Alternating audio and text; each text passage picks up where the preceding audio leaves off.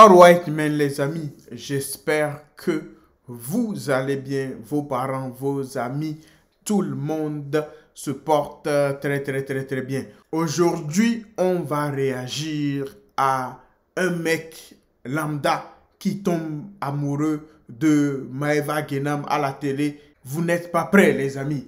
N'oubliez pas de vous abonner, de partager, de liker. On n'est pas loin des 100 000 abonnés. Let's go, man. J'étais chez moi à la maison et de là je tombe sur les Marseillais à Dubaï et je vois une nana super jolie, super drôle, charismatique et intelligente. C'était Maeva Guénam. Et là j'ai eu un vrai coup de cœur pour cette nana-là. Et je me dis, il n'y a pas moyen, il faut vraiment que je la rencontre. Je fais mes enquêtes et j'apprends qu'elle vit à Dubaï. Et le problème, c'est que Dubaï, à l'époque, c'était le confinement, les frontières étaient fermées, je pouvais pas y aller. J'aurais bien aimé la rencontrer, mais Dubaï, c'est très grand et je peux pas la trouver comme ça. Donc, je laisse tomber. Quelques jours plus tard, un ami m'appelle et me propose d'aller en vacances à Dubaï. Et là, vraiment, c'est une coïncidence de ouf, parce que moi, j'y pensais depuis quelques jours. Je me suis dit, c'est aussi l'occasion de visiter Dubaï, de voir à quoi ça ressemble, parce que tout le monde en parle. Et il me dit qu'apparemment, on pouvait passer par la frontière suisse. J'ai pris des billets sans retour. Je me suis dit, voilà, j'aimerais pas rentrer tant que j'ai pas vu ma Guénam, parce que du coup, l'espoir, il renaît à ce moment-là. Et je me dis, non, il faut vraiment que je la rencontre. Je prends un bus direction Genève, puis ensuite, je monte dans l'avion pour aller à Dubaï. Je suis hyper soulagé. Ça y est, je peux plus faire demi-tour. Donc, en plus, j'avais grave besoin de partir en vacances. Voilà, j'en pouvais plus d'être chez moi. J'arrive à Dubaï pour la première fois. Je vois, c'est une ville magnifique, il y a des très beaux bâtiments. Les premiers jours, je me repose un peu, je chill. Quelques jours plus tard, j'avais rendez-vous avec mon pote à la plage. Je tombe sur un salon de tatouage. J'avais pas de tatouage. Je me suis dit, pourquoi pas en faire un? Je suis en vacances à l'étranger. Pour faire rire mes potes sur Snap, je me suis tatoué quelque chose d'insolite. J'ai mis le prénom de Maeva Guénam parce que c'était aussi l'objectif du voyage, le projet. Je me suis dit, comme ça, au moins, je l'aurai dans la peau. Donc là, je ressors du salon de tatouage tout fier. Les amis, come on, man. Ce n'est pas possible. Toi, tu ne connais pas... How is possible? C'est à cause des hommes comme ça qu'on est dans la merde, les amis. Ce n'est pas possible. Toi, tu ne connais pas quelqu'un, tu vas, tu tatoues son prénom, tu l'as jamais vu. Même le prénom de ta mère, tu n'as jamais... C'est pas possible. Tu es stupide. Si tu vois cette vidéo, you are stupid, brother.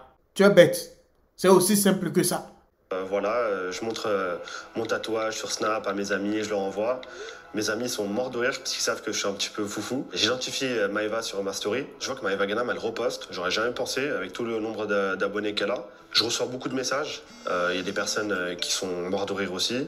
D'autres, par contre, qui me critiquent. Du style, t'es complètement idiot, j'espère que t'as pas vraiment fait ça. En plus, Maeva Guénam ne connaît même pas ton existence. Quelques jours passent et je suis à la chicha avec mon pote, toujours. Comme par hasard, je croise un ami de Maeva Guénam qui a fait aussi les Marseillais à Dubaï. C'est Thibaut Garcia. Je me dis, voilà, il faut absolument que je lui gratte des infos pour savoir où habite Maeva Guénam, comment je peux faire pour la rencontrer. Voilà, Thibaut, il filme mon tatouage. Et avant qu'il coupe la vidéo, voilà, moi je sais qu'il a le bras long, qu'il connaît Maeva. Donc je lui dis, attends 2 secondes, Thibaut, j'ai un message à faire passer. Voilà, parce que je sais que toi, au moins, elle verra ta story, Maeva. Voilà, j'aimerais dire à Maeva que je la cherche dans Dubaï. Et donc Thibaut, il me filme, voilà, il me laisse la parole. Et il transmet mon message à Maeva Guénam qui voit justement sa story.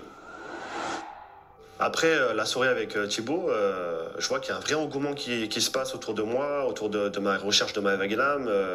Donc beaucoup de personnes m'envoient des messages, m'ajoutent sur Snap. Et je sens qu'il se passe quelque chose. Donc je me dis, bah allez, je vais filmer ma recherche de Maeva, mes péripéties et tout, et pour que tout le monde puisse participer et puisse voilà, regarder mes aventures. Avant de commencer les recherches, je prends un matériel avec moi. C'était un t-shirt avec une photo de sa tête. Donc je l'ai imprimé sur le t-shirt, voilà. J'imprime aussi sa photo pour la montrer aux gens, voilà, en mode avis de recherche, pour savoir si les gens l'ont vu, l'ont croisé, s'il y a des infos. Première étape, je commence à la chercher à la plage, parce que voilà, je sais que Maeva, elle aime bien bronzer, elle aime bien se baigner, donc je me suis dit, je vais sûrement la croiser sur la transat. Donc je fais toutes les plages de Dubaï. Impossible de la trouver. Ensuite, je vais au centre commercial. Parce que je sais qu'elle aime beaucoup faire du shopping. Je vais faire toutes les boutiques de luxe. Pareil, je la trouve pas. Voilà, je filme mes péripéties. Les gens, ils sont morts de rire. Ils suivent mes aventures avec beaucoup d'intérêt. Mais... Come on, man. That's crazy, bro. Avis de recherche. Tu l'as recherché sur toutes les plages. Tu nous parles de transat. Donc, toi, tu te lèves de chez toi et tu vas sur les plages à la recherche de Maeva Genam. Tu vas dans les malls en te disant, ouais, je vais la trouver. Come on, man. C'est pas... Tu es bête. Il n'y a aucun autre mot. Je ne sais pas ce que je peux dire de plus. That's crazy for me, bro. Je ne veux pas... C'est fou. How is possible? Comment tu peux réfléchir à ça en tant qu'être humain? C'est qu'il y a des personnes qui commencent à s'inquiéter, qui me prennent au premier degré et qui pensent que je voulais du mal à Maeva Genam. Puisqu'en fait, il faut savoir que voilà, quelques mois auparavant, Maeva s'était fait cambrioler à Marseille. Donc ça a été un petit peu un traumatisme pour elle. Elle est partie à Dubaï justement pour la sécurité. Et de là, il y a des fans très actifs de Maeva parce qu'elle a une grosse communauté qui lui envoie des images, des photos et des vidéos de moi en train de la chercher avec une pancarte. Et pour la prévenir, voilà, que quelqu'un est à sa recherche à Dubaï. À la fin de la journée, comme d'hab, je poste mes vidéos de recherche sur TikTok et je vois un commentaire de Maeva Genam. Moi, je me suis dit, c'est impossible, ça doit être un faux compte, je sais pas, mais non, le compte était certifié et elle marque « Tu me trouveras jamais, hi hi hi ». J'avais un mauvais pressentiment, je sentais qu'il se passait quelque chose et je me suis pas trompé. Je reçois plein de messages, plein d'appels. On me dit, va voir la story de Maeva Genam, elle parle de toi et tout. J'ouvre sa story et je tombe sur ça. Il s'est tatoué mon nom sur son bras. Il me cherche partout. Elle dit dans sa story qu'il y a un fou, un psychopathe qui a sa recherche dans Dubaï. Elle a peur et elle rentre chez elle. J'avais peur qu'en fait, la police aussi de Dubaï la prenne au sérieux et que je finisse en prison en fait. Parce que c'était ma plus grosse peur. Se retrouver en prison à l'étranger et surtout à Dubaï. Je pensais qu'on allait venir me chercher à l'hôtel par exemple. Je me suis imaginé le pire des scénarios. J'envoie un message sur Instagram à Maeva Genam. Je lui ai écrit voilà Maeva, c'est pour rigoler, c'est pas vrai, je te cherche pas. Je me suis dit, elle va pas le voir avec tous les messages qu'elle reçoit. Mais j'ai eu de la chance, elle l'a vu et elle m'a répondu directement. Elle m'a dit, ouf, j'ai eu peur, t'inquiète pas. Et moi, je fais aussi un démenti sur ma story. Je dis voilà que c'était pas vrai, je calme le truc, voilà. Je dis aux gens que je suis pas un psychopathe et que je voulais rencontrer Maeva. Pour moi, c'est parti trop loin, j'arrête les recherches, je pose un peu mon téléphone. Voilà, je profite de mes vacances. Et puis, je reçois des messages de personnes qui me disent, voilà, qui avaient compris mon intention. Donc, ils me disent, non, abandonne pas, reprends les recherches. Donc, les gens m'ont remotivé à nouveau. Et je me suis dit, allez, je vais peut-être recommencer maintenant que tout le monde sait que c'était pour rigoler, quoi. Tu vas mourir bêtement comme ça un jour. I'm not gonna lie to you, bro. Les gens, ils sont là, ils te remotivent. Donc, dans ta tête, tu te dis, allez, vas-y, les gens, ils me remotivent. J'y vais. Come on, man. Tu es vieux. Tu as de la barbe. Va t'occuper de tes enfants. I'm not gonna lie to you, bro. Arrête de faire. Tu es là, tu démentis. Ouais, je ne la cherche pas. Tu as eu la chance, I'm not gonna lie to you, bro, que la police n'est pas venue te chercher. Si j'avais vu ça, j'aurais prévenu la police moi-même. Come on, man. You are stupid, brother. Et un soir, j'étais posé à l'hôtel, tranquille. Je regarde la story de Maeva. Je vois qu'elle est vraiment à 10 minutes de l'hôtel, dans un restaurant à l'Atelier Robuchon. Et il y avait tous les Marseillais, Greg, Paga, Julien Tanti, Manon, parce que c'était justement l'anniversaire de mariage des Tanti.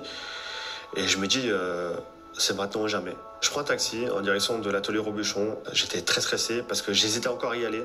Je ne savais pas comment j'allais être reçu par les Marseillais, parce que déjà, bon, ils sont entre eux.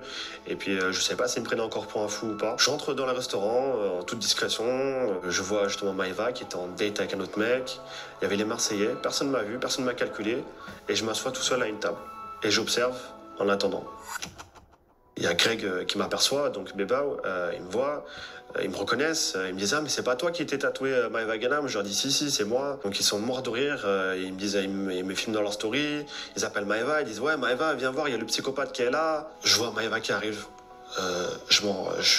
Voilà, j'en croyais pas mes yeux, j'étais tout stressé. Là, je suis en train de revivre le moment parce que du coup, après tant de recherches et tant de galères, elle est en face de moi et je réalise pas en fait. Je dis à Maeva, je m'excuse encore une fois de lui avoir fait peur.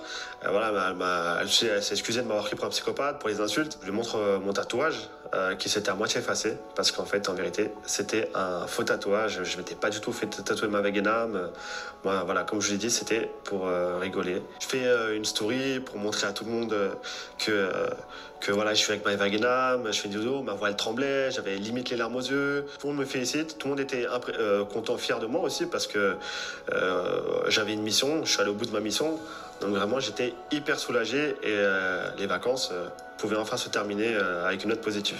C'était ma pire expérience dans le milieu de l'influence, mais ça m'a quand même ouvert quelques portes, donc j'en garde du positif. Hey les amis, on est à la fin de cette vidéo. Que ça soit un vrai tatouage ou pas, moi ce que j'ai à dire, c'est que les gens ils sont prêts à tout pour pouvoir réussir ou avoir des abonnés. La preuve, tu es là, tu nous fais croire que tu t'es tatoué Maëva Guénam, tu es là, tu fais des recherches. Si tu avais consacré ce temps à un projet, à un vrai projet, aujourd'hui, peut-être qu'on aurait appris que tu es devenu millionnaire. Peut-être que tu l'es, on ne sait pas. Mais tu as foutu la merde. I'm not gonna lie to you, bro. You are stupid, brother. Si tu as fait tout ça pour ça, hey les amis, dites-moi ce que vous en pensez en commentaire. I'm out this game, bro.